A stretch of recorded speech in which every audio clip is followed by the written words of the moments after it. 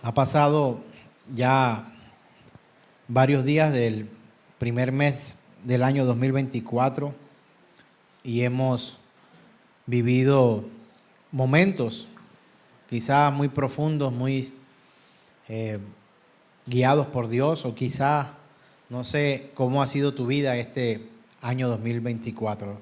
Algunos esperaban el año, algunos les llega el año sin esperarlo, y hay que enfrentar lo que Dios trae para nosotros. Y como lo he dicho antes, no nos regimos por un número en el calendario. Nos regimos por la buena voluntad de Dios, agradable y perfecta, la que nos guía a nosotros a cada lugar que Él quiere que vayamos en esta tierra, y por supuesto la esperanza viva para ir un día a encontrarnos con nuestro Señor en las alturas, en la patria celestial. Hemos venido tratando en este eh, año 2024 una nueva serie, un llamado a la fe, y creo que vamos a compartir mucho de lo que Dios habla en la Escritura acerca de la fe, ubicarnos en su palabra y en su verdad para entender qué es lo que realmente el Señor llama fe. Y hemos ido al diccionario y hemos ido a la Escritura para encontrar la definición de fe. Y hablábamos que era confiar plenamente, ser guiados, ser instruidos por Dios, creer, mantenerse firme, confiar, tener certeza o estar seguro de algo, como lo indica la Escritura en Hebreos capítulo 11. Hoy vamos a ver un tema que tiene que ver con, por supuesto, con la fe, con ese llamado, pero la forma y el por qué nosotros somos capaces muchas veces de morir, incluso en defensa de nuestra fe. Si nos vamos a la definición de la palabra, hay una palabra que describe esto, y esa palabra tiene por nombre apologética. Yo no sé si usted algún día había escuchado de esta palabra. La apologética es en teología, en filosofía y en literatura una palabra que consiste en la defensa de la fe como una posición o punto de vista. Y la palabra apologética proviene del griego, que designa la posición defensa militar contra un ataque. Entonces nosotros vamos a ver hoy algo de apologética, pero más que lo que signifique la palabra apologética, yo quiero ahondar en por qué somos capaces de defender esta fe. Pues algunos, otros le entra por un oído y le sale por otro, otros sencillamente oyen como si estuvieran de espectadores, otros son indiferentes realmente a la fe que declara la Escritura, y quizá hoy podamos responder varias preguntas que en algún momento de nuestra vida nos hayamos hecho. Vamos a leer la Escritura en segunda carta del apóstol Pablo a Timoteo, capítulo 3, segunda a Timoteo, capítulo 3, verso 16. Dice la palabra del Señor: toda la Escritura es inspirada por Dios y útil para enseñar, para redarguir, para corregir, para instruir en justicia. Amén. Y esta palabra que el Señor nos deja aquí a través del apóstol Pablo cuando le escribe a su hijo Timoteo, le está dando no solo una definición de la fe que él debe tener, sino le está diciendo qué son las Escrituras. Principalmente está diciendo de dónde viene la Escritura y para qué sirve. Y no sé si usted es de los que se ha puesto a pensar si usted cree en la palabra. Usted, si está aquí en este lugar, me imagino porque cree en lo que la Biblia dice, ¿verdad? Usted cree en lo que la Biblia dice. Pero usted, ¿por qué cree en lo que la Biblia dice? Porque usted está tan seguro de que eso que está ahí es verdad. Usted no estaba ahí. Usted no vivió eso. Usted lo ha venido oyendo, y así como la Biblia, por supuesto que no voy a demeritar para nada la Escritura. Para mí es el libro más importante, o lo más importante que hemos podido recibir de Dios para disfrutar en esta tierra. Hay libros muy antiguos también, a los que quizás podríamos decir que a causa de la antigüedad y de lo que se ha mantenido en el tiempo, pudiéramos nosotros también decir que son reales, aunque no estuviéramos allí. Si habláramos de ciencia, quizás nosotros podríamos hablar de experimentos, de llevar casos y situaciones a un laboratorio para que eso que hacemos allí pudiera ser demostrable, ¿cierto? De pronto usted considera, como algunos, que es necesario poder defender con argumentos reales, físicos, demostrables a los otros no creyentes, que lo que le estamos predicando es verdad. Y he tenido la oportunidad en algunos momentos muy tristes de compartir con personas que de una u otra forma lo que hacen es pedir como una explicación científica de las cosas que a veces nosotros decimos y creemos. Y a algunos le hemos dicho en algún momento, mira que Dios me hizo un milagro. En mi caso yo podría hablarle de muchos milagros que he recibido por parte de Dios. Un día que el Señor tuvo la misericordia de quitarme una enfermedad llamada glaucoma, que era el alza de presión ocular. Eso no tiene reversa, eso no tiene cura, sino tratamiento. Y es la segunda causa, si no estoy mal, hasta el año pasado, de ceguera en el mundo. Y una serie de exámenes pudieron corroborar que ya no tenía la enfermedad que antes me habían detectado. Y cuando hablamos con alguien incrédulo, esta persona tiene la osadía de decir cosas, no, es que eso que el examen primero te había salido malo. Pero por 2 años y medio, casi 3 años, estuve bajo un tratamiento, y para poderme mantener el tratamiento, que no era económico, era costoso, tenían que hacerme periódicamente toma de la presión ocular y verificar que yo necesitara ese medicamento para poder mantener el tratamiento que me estaban entregando. Cada tarrito de gotas que creo traía para 20 días estaba superando los 100,000 pesos colombianos. Y ellos no querían que nosotros estuviéramos haciendo uso de eso o recibir eso y venderla o hacer algún tipo de negociación con eso. Pasó el tiempo luego que me detectan esta enfermedad, y luego me hacen varios exámenes, y encuentro que me sale un examen donde no hay nada. Y luego me hacen otro para ver si era que se habían equivocado, y no sale nada. Y otra vez otro. Fueron 3 exámenes que corroboraron que esa enfermedad se había ido. Cuando tú comentas esto a alguien, esa persona va a que los equipos estuvieron dañados, a que tú no tenías eso, a que te hicieron un mal diagnóstico, etc. Y pocos van a creer realmente de corazón que ha sido Dios que ha hecho un milagro en la vida de alguien. Sé que predicar de nuestras propias experiencias no es lo más importante, pero me tomo este atrevimiento para poderle graficar un poco lo que es la vida nuestra en frente a la defensa de la fe. Algunos han osado en decir que estuvieron equivocados los médicos o que los equipos estuvieran dañados, pero yo defiendo la fe y creo que Dios es el que me ha sanado. De pronto yo se lo cuento a usted en esta oportunidad y usted dice, amén, gloria a Dios, el Señor hace milagros. Pero poder llevar este mensaje a otros cuesta de una u otra forma, porque muchos exigen demostraciones por parte de Dios y demostraciones por parte nuestra para que ellos pudieran ver que la fe que nosotros tenemos tiene un fundamento más bien científico. La ciencia se evalúa y se confirma a través de la misma ciencia, pero lo sobrenatural lo vive de la misma manera. Lo sobrenatural solamente puede ser explicado por lo sobrenatural, por lo que no es común, por lo que no es ordinario, por cosas inexplicables.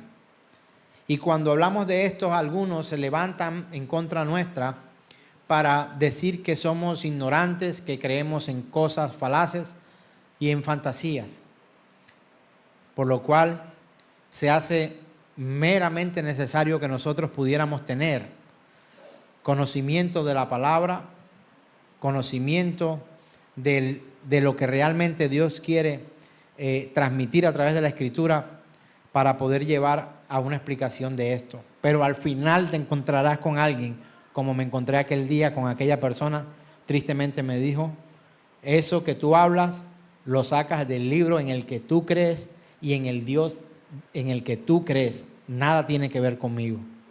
Y quedo como un poco, por decirlo así, maniatado, porque los argumentos que yo pudiera tener para defender, no los puedo sacar de otra parte. Los saco de la palabra, los saco de la Escritura. Y por supuesto también de lo que he podido experimentar como creyente en el Señor. Pero no son argumentos suficientes para muchos que exigen antes de creer una explicación como el apóstol Tomás. Y se necesita de esta manera. Si leemos nuevamente la Escritura, dice segunda carta del apóstol Pablo a Timoteo, capítulo 3, verso 16, toda la Escritura es inspirada por Dios.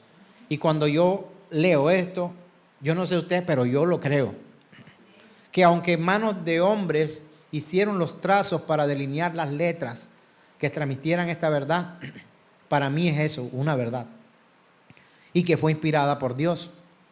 Y dice, y es útil para enseñar. Y yo puedo verlo a través de mi vida, cuando he tenido la oportunidad de compartir, de proclamar la palabra de Dios para enseñar. De ahí es donde algunos de nosotros sacamos la premisa de que no somos nosotros los que enseñamos, sino es Dios el que enseña a través de la Escritura. Y yo no puedo, la palabra es útil para enseñar. Enseñar porque yo soy el que tengo la capacidad de enseñar, no tengo esa capacidad. Esa capacidad conviene única y exclusivamente al Espíritu Santo de Dios en medio de su iglesia. Dice, para redarguir. ¿Redarguir en qué?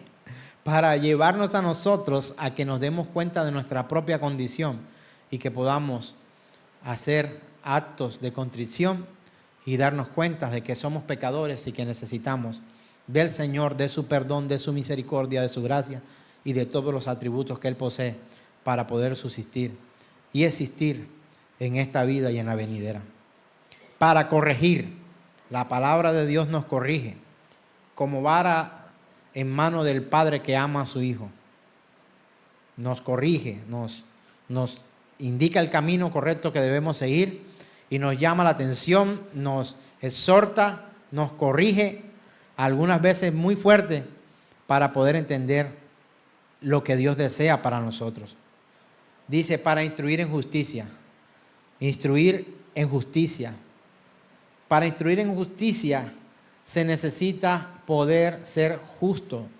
Nadie puede instruir justicia siendo injusto.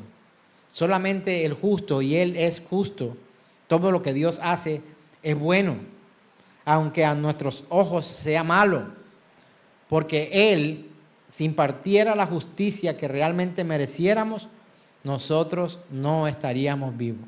La palabra de Dios dice que la paga del pecado es muerte, y todos los que aquí estamos y los que nos ven por la pantalla saben que hemos sido pecadores siempre. Tendemos al mal, a pecar.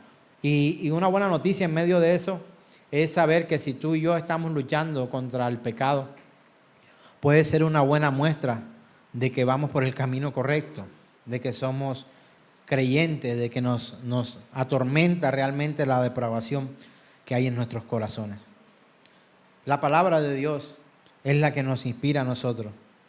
Pero no es tan demostrable como algunos fenómenos que pudieran demostrarse de una manera en un laboratorio o un escenario para asegurar y hacer ver y creer a los incrédulos que lo que dice la Escritura es verdad. Si vamos nosotros a la palabra, encontramos también que hay una instrucción por parte del Señor para que entendamos el propósito de las palabras que han sido mencionadas por Dios a través de hombres, a través de la historia. Y vamos a la segunda carta del apóstol Pedro, capítulo 1, verso 21. Podemos encontrar lo siguiente, dice la Escritura: porque nunca la profecía fue traída por voluntad humana, sino que los santos hombres de Dios hablaron siendo inspirados por el Espíritu Santo. Esto es un refuerzo o una nueva aseveración o afirmación de lo que el apóstol Pablo también decía a su hijo Timoteo en la segunda carta de Timoteo que hemos leído, donde dice que la Escritura es inspirada por Dios. Se está hablando de la palabra, se está hablando de los mensajes que los santos hombres de Dios pudieron comunicar a muchos. Y la profecía nunca fue traída por voluntad humana, sino que los santos hombres de Dios hablaron siendo inspirados por el Espíritu Santo. Pero hoy muchos pueden decir que son inspirados por el Espíritu Santo.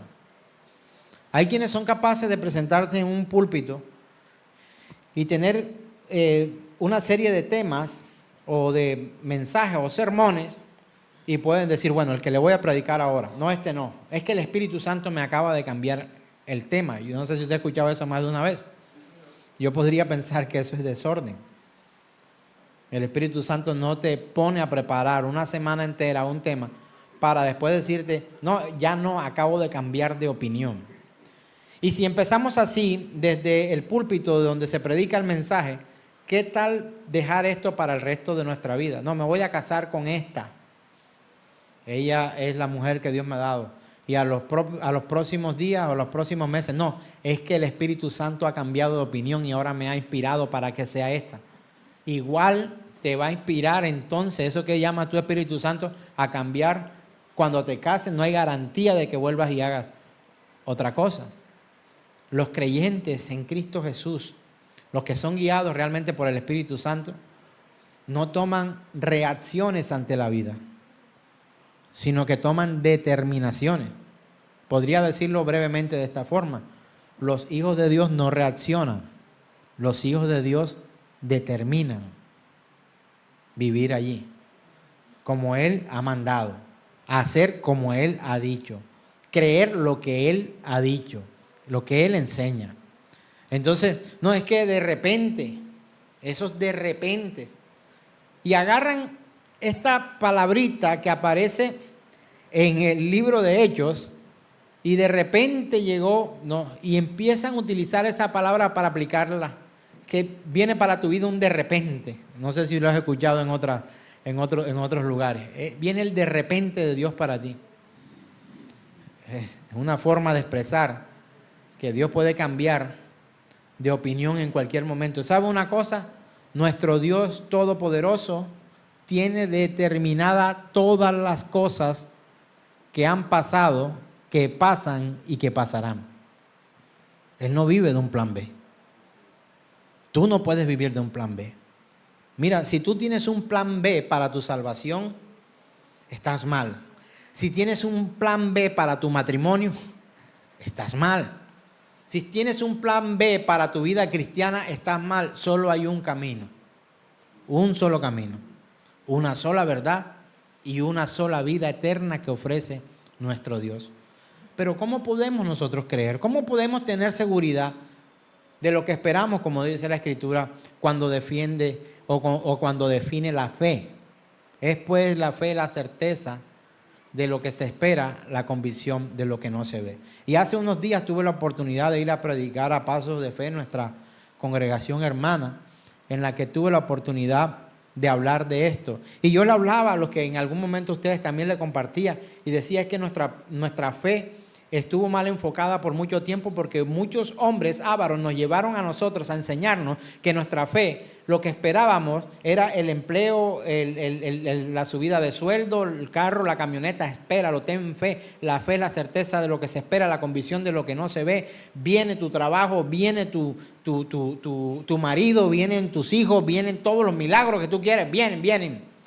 Y de esta forma nos llevaron a nosotros a enfatizar nuestra fe y en las demostraciones de amor por parte de Dios en que todas fueran de manera material. Cuando verdaderamente las promesas que valen la pena en el Señor, ninguna es de este mundo. Nada de lo que está aquí perdurará. Hasta cuando el día que Él venga, todo será quemado, todo, nada de eso servirá. Ni tu empleo, ni tus títulos, ni tus bienes, ni tus carros, ni tus casas, ni tus piscinas, ni absolutamente nada. Tu cuerpo será destruido. De hecho, el cielo y la tierra que conoces serán destruidos. El cielo y la tierra pasarán y vendrá entonces un cielo nuevo y una tierra nueva. Entonces, hermanos, nosotros no podemos enfatizar o poner nuestra fe en las cosas que podemos tener en este mundo. Y esta persona, cuando le predicaba esto, me decía, entonces, ¿de qué trata esto? ¿Cómo es pues la fe, la certeza de lo que se espera? Estoy bastante confundida, me decía esta mujer. ¿Y qué es lo que esperamos? Y de pronto abre los ojos y dice, al Señor. Y yo, sí, es al Señor. Hebreo se refiere al Señor. Y de pronto usted que está aquí en este lugar pensaba que Hebreos estaba refiriéndose a otra cosa. Es pues la fe. La certeza de lo que se espera, la camioneta que me llega, el carro que me llega, la casa, la esposa, el dinero que me llega. Esperamos al Señor. La fe que Dios ha puesto en los corazones de sus hijos es para que esperemos, tengamos esperanza, fe en que Él viene por nosotros. El Señor viene por nosotros, por su iglesia. La convicción de lo que no se ve, que las cosas que están hechas se hicieron de lo que no veía. Esa casa va a llegar, esa casa está en construcción. Como no estaba hecha, ya viene. Hermanos, no. Esperamos al Señor. Y aunque no lo vemos, lo esperamos. A eso se refiere la Escritura cuando hablamos de la fe. Y aclaro una vez más, y lo seguiré aclarando. Votos de pobreza no hemos hecho. La bendición que trae el Señor a nuestra vida a través de nuestro empleo, de nuestro trabajo, de nuestra familia, de nuestros hijos, de nuestros padres, de amigos, de hermanos que la congregación ofrece, de la naturaleza que Dios nos permite disfrutar, todas esas bendiciones son bienvenidas y las anhelamos. El dinero para pagar la universidad. Quiero hacer una maestría. Es mi anhelo. ¿Es un pecado que el pastor estudie ahora una maestría? Es una bendición que pudiera recibir, pero no es mi esperanza de vida. ¿Quiero cambiar el carro? Posiblemente. Tengo uno modelo 82. ¿Por qué no merezco un carro nuevo? Podría decir yo. Pero sabe una cosa, tendré lo que Dios quiera darme. Y si no quiere que tenga, no tendré.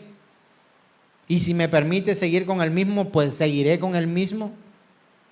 Pero mi esperanza no está en un coche nuevo, en un auto nuevo, no está allí. Lo que Él me dé está bien y lo que Él me quite también está bien. ¿Acaso usted no tiene aspiraciones? Muchas. Pero podría decir como el apóstol Pablo, he aprendido a vivir en la escasez y también en la abundancia. Un día he dormido en una playa porque no he tenido hotel donde dormir, ni dinero para pagarlo, y otro día he estado en un 5 estrellas porque Él le ha placido que sea de esa forma, y muchas veces sin pagar un solo peso. Entonces no dependemos de esas cosas materiales. Nuestra fe no puede basarse en esas cosas. Y nosotros tenemos que tener seguridad en las promesas de Dios. Pero si tú me pides una explicación científica, pues que la ciencia te lo explica. Búscala en la ciencia. No la busques en Dios. aunque Él es el creador de todo lo que existe, de la biología, de la física, de la química, de absolutamente todo, de las matemáticas. No hay matemático como Él. Él sabe la proporción, es estadista por excelencia. El Espíritu Santo de Dios sabe qué necesita cada cosa y cuánto de qué cada uno.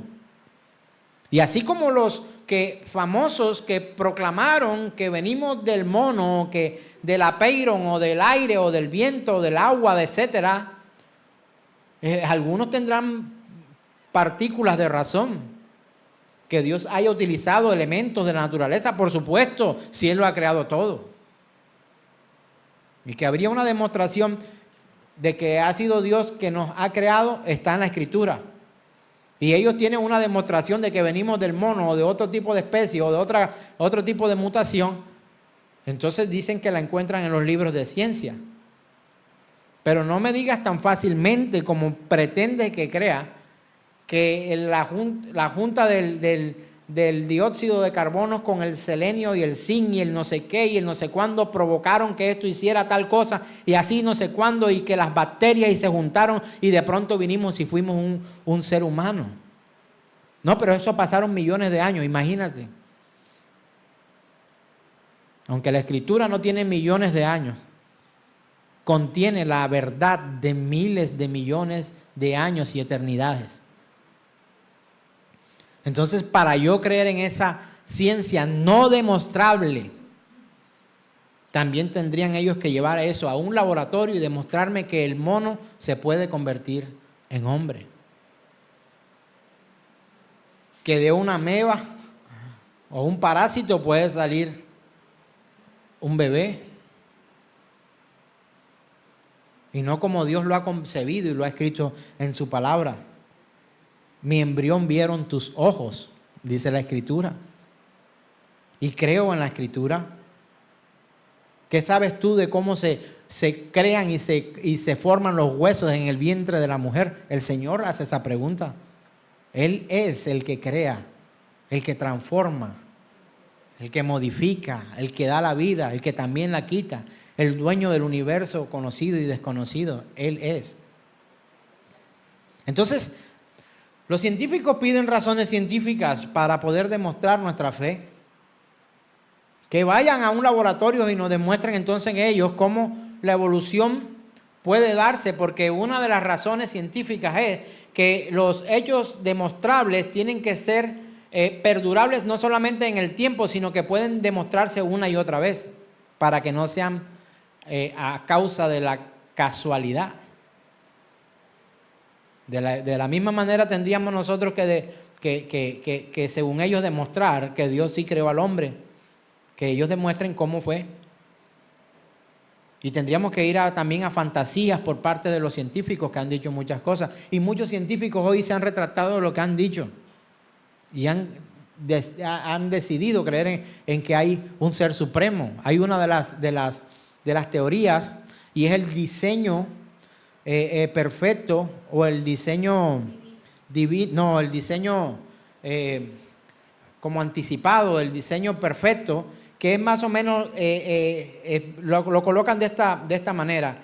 En una isla desierta donde nunca ha ido hombre, nunca jamás ha ido hombre, demostrable que nunca ha ido hombre, pero llegan allí a esa isla y encuentran un reloj. ¿Qué quiere decir esto? Que hay un diseñador que colocó en esa isla ese reloj. Un reloj no se hace solo. De la misma manera, nosotros no fuimos creados solos o por la casualidad de los gases que emanaban después de una explosión. Que la explosión pudo haberla, estoy plenamente convencido, y que no solamente esa explosión, muchas explosiones más ocurren en el espacio.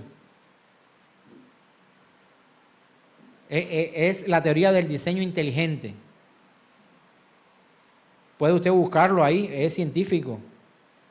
Y hay cosas que ellos tratan de explicar y dicen, es que eso debe ser más o menos como la teoría del diseño inteligente, que en medio de una cosa que es bastante arcaica o primitiva, encontramos insertado ahí un elemento con una tecnología inteligente, no acorde al entorno.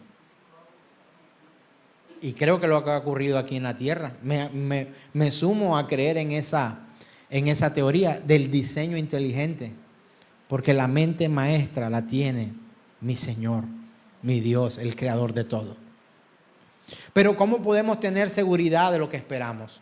¿Cómo podemos ser demostradores o como científicos que demuestran ante una multitud este evento que ha de ocurrir? Esperamos a Cristo Jesús. Y si alguien se acercara a ti con mucha inteligencia y te preguntara, pero ¿cuál es tu argumento para esperar a ese Jesús que tú hablas? ¿Cuál sería su respuesta? Dígamelo, por favor. Porque Él lo prometió. ¿De quién lo prometió? El Señor. ¿Cómo lo prometió? Lo dijo. ¿Cómo lo dijo? Se lo dijo a sus apóstoles. Y entonces.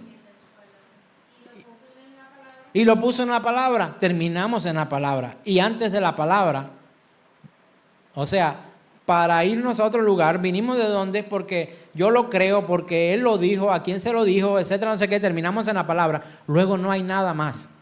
O dime qué más hay. ¿Qué otro argumento tienes para creer? Dime qué otro argumento tienes para creer. Entonces, si tenemos seguridad sobre lo que esperamos, ¿de dónde sale esa seguridad? ¿Y cómo podemos tener convicción sobre algo que nunca hemos visto? Son preguntas que el pastor Paul Washer hace. Y me encanta cómo lo pregunta. ¿Cómo podemos tener seguridad de lo que esperamos? ¿Y cómo podemos tener convicción sobre algo que nunca hemos visto nosotros? Y si estas preguntas no se responden de la manera correcta, tristes somos.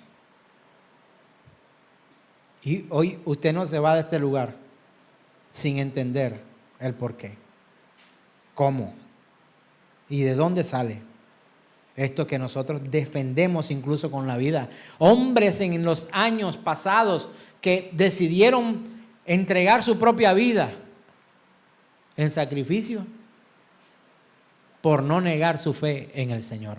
Decapitados, torturados, crucificados, quemados vivos, asesinados con espada, muertos de hambre en una prisión. ¿Cómo es posible que alguien pueda llegar a tal grado de credulidad, de convicción, de seguridad, para incluso dejarse morir o dejarse matar a causa de la fe que tiene? Nosotros necesitamos ir a la Escritura. Y nosotros encontramos allí en la Escritura elementos esenciales que hacen que nuestra fe se fortalezca cada día más. Pastor, pero volvió otra vez a hablar de la Escritura. Yo pregunto, ¿puede un hombre que ha transcrito la Escritura fallar en transcribir la Escritura? La respuesta es sí. Vayamos a Romanos capítulo 4, verso 19, por favor. Romanos capítulo 4, 19 al 20. Dice la Escritura. Está hablando de Abraham. Dice, y no se debilitó en la fe. Y no se debilitó en la fe al considerar su cuerpo, que estaba como muerto, siendo ya casi como de 100 años, o la esterilidad de la matriz de Sara. ¿Por qué un hombre como Abraham vivió así? Dice el verso 20, tampoco dudó por incredulidad de la promesa de Dios, sino que se fortaleció en fe, dando gloria a Dios. Y yo quiero preguntarte, hermano, ¿qué diferencia hay entre Abraham y tú? O sea, ¿de qué estaba hecho Abraham y de qué estás hecho tú que te hace diferente?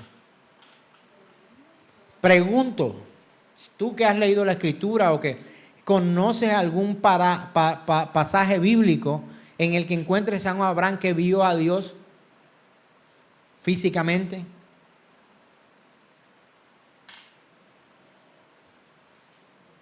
encuentras a un Abraham que pudo ver con sus ojos la magnificencia de su persona.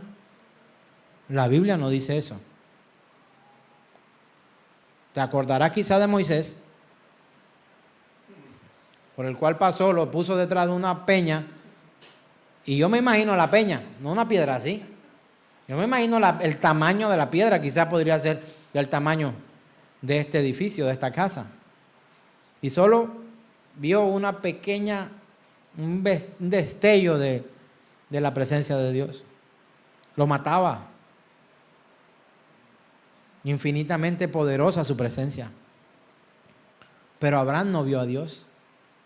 Abraham confió sin ver. Salió de donde estaba y fue a cierto lugar e hizo las cosas que Dios le mandó. Y que aunque hubo un sufrir en su fe por mucho tiempo, porque su promesa no se cumplía al parecer y él exigía que se cumpliera lo que Dios había dicho. Dios le había dicho que le iba a dar algo, pero no le había dicho cuándo. Era cuando Dios decidiera darlo. Y casi al final de su vida, podríamos ver que un hombre de casi 100 años, ya como muerto, dice la palabra, y Sara, además de anciana, estéril, desde joven, pudieron disfrutar de Isaac en sus manos, en el que estaba la promesa para seguir de generación en generación hasta que llegara nuestros días. Esta multitud que adora y cree en el Dios de la Escritura. Entonces nosotros, hermanos, necesitamos entender esto. Eso de apologética, pastor, se necesita. Sí se necesita. Tú necesitas aprender cómo defender tu fe ante los incrédulos. Tienes que estudiar la Escritura. Tienes que ir a la palabra. Tienes que ir a la palabra una y otra vez. Sin dejar que el mundo te convenza de sus teorías y tú adentrarte cada día más en la palabra. Entonces, ¿cuál era la fe? ¿Cuál era el fundamento de la fe de estos hombres? ¿O cuál ha sido el fundamento de la fe de muchos de nosotros? La palabra sí, pero si nos preguntan la palabra, pero ¿qué pasa con la palabra? Eso, ¿de dónde sale? Y podíamos dar una historia bien completa acerca de lo que es la palabra, de dónde vino. Pero pregunto, ¿satisface a los incrédulos? No los satisface. El cristiano cree que la Biblia es la palabra de Dios por una sola razón. Mejor que la apologética, que es necesaria. No digo que no sea necesaria. ¿Y sabe cuál es esa razón? La revelación. Tú y yo vamos a defender la fe que tenemos. No con argumentos científicos, ni lógicos, ni humanos. La Escritura le es revelada a aquel en el que Dios le place revelarla. Solamente. Por esa revelación muchos entregaron sus propias vidas. La apologética funciona, sirve, por supuesto, respuestas a preguntas difíciles. ¿Necesitamos tenerlas? Necesitamos tenerlas con un argumento bíblico bien estructurado, con fundamento en la palabra de Dios, por supuesto. La estructura de la Escritura. Pero ¿sabes una cosa? Nadie va a entender esta verdad si al Espíritu de Dios no le place revelar la verdad. Así que deja de pelear con muchos. Predica el Evangelio y espera que la obra de redención y regeneradora del Espíritu Santo de Dios sea quien haga el trabajo en esa persona. Nuestros testimonios no convencerán a nadie. Yo utilicé hoy uno. Yo conté una historia hoy de lo que pasaba con mis ojos. Pero eso no es el Evangelio. El evangelio es el único que tiene la capacidad de tomar a un hombre pecador, confrontarlo, llevarlo al arrepentimiento y que crea en el Señor de la Escritura. Nada más. Es su palabra. Y es que tú has perdido la fe y la confianza quizás para seguir compartiendo el evangelio a muchos. No. Como es cuestión de Dios que se arrepienta cuando Dios le plazca. Sin la predicación del evangelio no habrá arrepentimiento en los hombres. No habrá, hermanos. No me digas que no tienes en casa o cerca tuyo a alguien que se está perdiendo y que si muere irá al infierno.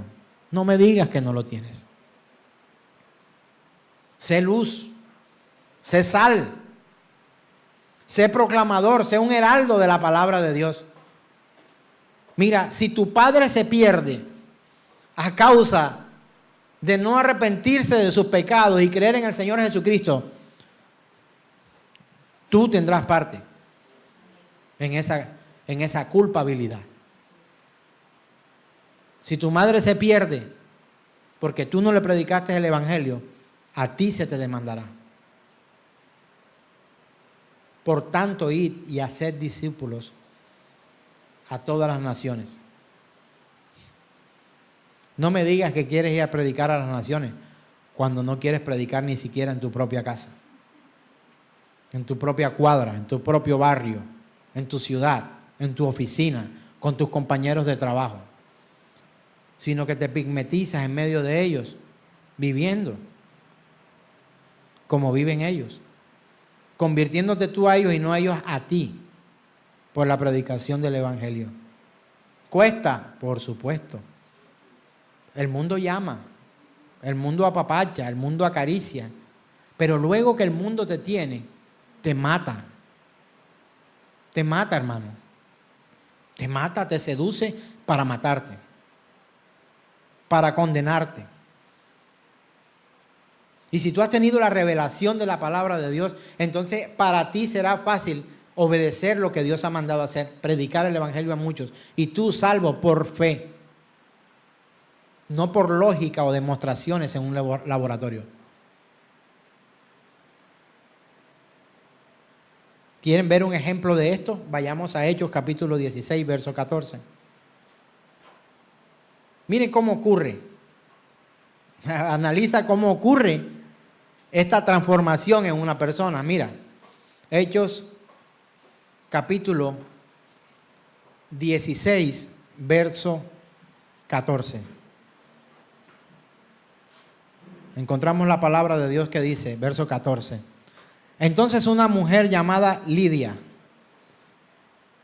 ¿Quién era? Lidia. ¿Qué era Lidia? Una mujer, hasta ahora está diciendo la Escritura. ¿Hay mujeres aquí? ¿Hay mujeres aquí? ¿Como Lidia? Sí. Vendedora de púrpura, era una trabajadora, comerciante, de la ciudad de Tiatira. ¿Sabe qué hacía ella? Vendía allí. Y luego dice que adoraba a Dios. ¿Qué hacía ella? Una mujer común y corriente, comerciante. ¿Qué estaba haciendo? Adorando a Dios. Adoraba a Dios. Y dice, ¿estaba qué? ¿Qué cree usted que estaba oyendo, hermano? Sigamos leyendo.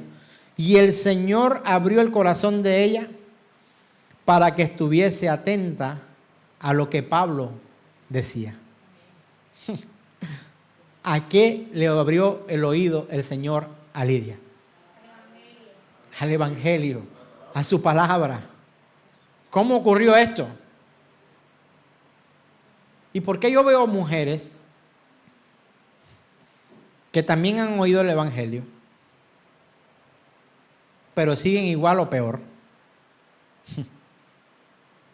Porque yo veo hombres que ven los resultados del evangelio en una persona, ven los hogares construidos, reconstruidos, y aunque oyen y ven,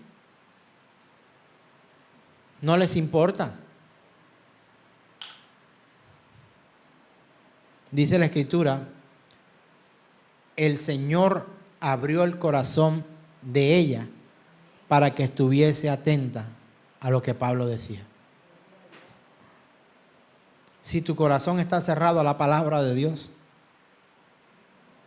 nada va a pasar. Pregunto, ¿tienes tú el corazón abierto a la palabra de Dios? Qué fácil decir que sí, ¿verdad? Sí. Es muy fácil decir que sí. Pero ¿estás atento a lo que dice el Señor a través de sus siervos? ¿Vives como dice la Escritura que deberíamos vivir? Hermanos, nosotros necesitamos esa revelación por parte de Dios para poder defender la fe. Así nos sepamos el versículo bíblico más argumentativo para ganar una, entre comillas, discusión teológica. Para eso no te llamó el Señor. Es necesario poder defender la fe con argumentos de conocimiento en la palabra de Dios. Y para eso estamos aquí los miércoles a las 7 de la noche. Los sábados a las 4:30 de la tarde, virtual. Pero no pretendas tener revelación de la palabra de Dios si tú no escuchas ni conoces la palabra de Dios. ¿Tú quieres saber de la palabra de Dios? Pues léela por lo menos. Hasta que el Señor abra tu corazón para que puedas estar atenta o atento a la palabra de Dios. Isaías 54:13 dice lo siguiente. Esto ya llegará un día en medio nuestro. Y todos tus hijos serán enseñados por Jehová, y se multiplicará la paz de tus hijos.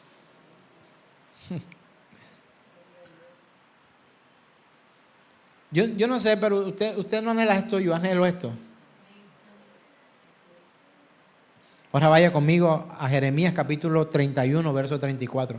Llegará un día en que ya no tendrás que hacer la labor, pero si no la has hecho, ¿ya para qué? ¿Qué dice la Escritura? Dice, y no enseñará más ninguno a su prójimo, ni ninguno a su hermano diciendo, conoce a Jehová, porque todos me conocerán, desde el más pequeño de ellos hasta el más grande. ¿Quién lo dice? Jehová Dios. Porque perdonaré la maldad de ellos y no me acordaré más de su pecado. Mira, llegará el día en que ya no tendrás que hacerlo. Pero, ¿qué vas a hacer si antes tampoco lo hacías? Pero suponiendo que lo haces, eso espero que la gente de esta congregación así los insulten, así los desprecien, hermana, así te digan loca o loco, predica el evangelio de nuestro Señor Jesús el Cristo. Predica. Porque vendrá un día en que ya no habrá necesidad que nosotros estemos trabajando para eso. Y ya no enseñará más ninguno a su prójimo, ni ninguno a su hermano, diciendo, conoce a Jehová, porque todos conoceremos al Señor. Desde el más pequeño hasta el más grande de ellos, dice Jehová, porque perdonaré la maldad de ellos y no me acordaré más de su pecado. Y este es un buen mensaje para aquellos a los que el Señor halló gracia y decidió permitir su misericordia y su gracia sobre ellos. Pero ¿sabes una cosa? Los que han despreciado al Señor o los que no tienen la verdad del Evangelio también conocerán al Señor para condenación. Será su juez que les condena. Yo prefiero, aunque Él también sea mi juez, que puede condenarme, ir como hijo y no como reo. Te lo digo de otra manera. quiero ir a buscar a mi papá y no a quien me va a ejercer justicia, condenándome de una vez y para siempre en las llamas del infierno. Nosotros creemos en la Biblia y en el Evangelio porque Él dijo que de las tinieblas vendría su luz. Segunda carta del apóstol Pablo a los Corintios, capítulo 4, verso 6 dice: porque Dios, que mandó que de las tinieblas resplandeciese la luz, es el que resplandeció en nuestros corazones para iluminación del conocimiento de la gloria de Dios en el rostro de Jesucristo. Hermanos, ese mismo Dios que mandó a que en medio de las tinieblas surgiera la luz, Él también traerá a nosotros esa luz y pasaremos de tinieblas, como dice el apóstol Pedro, de tinieblas en un llamamiento santo a su luz admirable. Y esta verdad provee una información, una dirección segura para el predicador, quien puede emplear los mejores argumentos para defender el Evangelio, pero entender que el Evangelio es poder de Dios para salvación. Vayamos a Romanos capítulo 1, verso 16 y encontramos aquí lo que el Señor enseña a través de la carta a los Romanos capítulo 1, verso 16. Porque no me avergüenzo del Evangelio, porque es poder de Dios para salvación a todo aquel que cree, al judío primeramente y también al griego.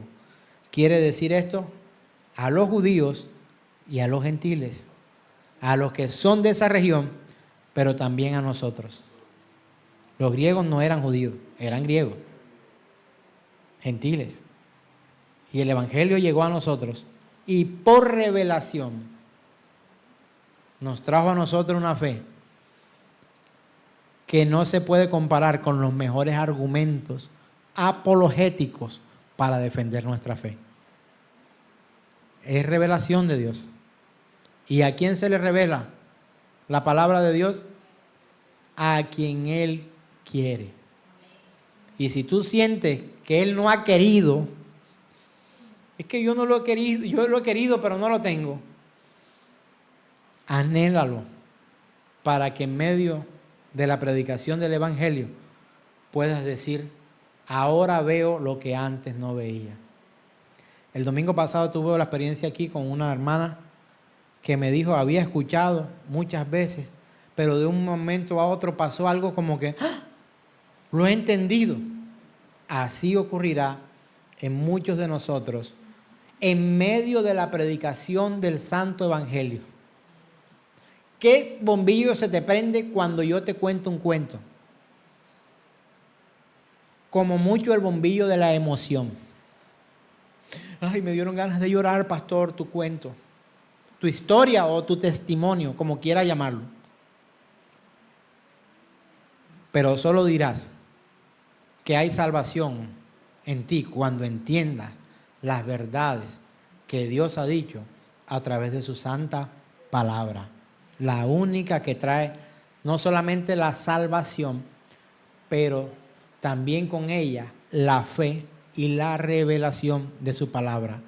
Nadie creerá si Dios no le permite que la palabra de Dios, así como a Lidia, le sea revelada. Sea abierto su corazón para creer en Él de una vez y para siempre. Porque el que conoce al Señor verdaderamente nunca más será igual y nunca más podrá perderse. Porque hemos estado en Él, en una salvación, y hemos entrado a creer por fe y revelación de que Jesús es el Hijo de Dios, en el único que hay salvación y vida eterna. Amén, amén y amén. Es por revelación, hermano. No es por el que corre ni el que tiene más fuerza, no es con espada, no es con ejército, no es con fuerza, sino con la revelación de su Espíritu Santo. Amén. Colócate en pie, por favor, y adoremos, hermanos.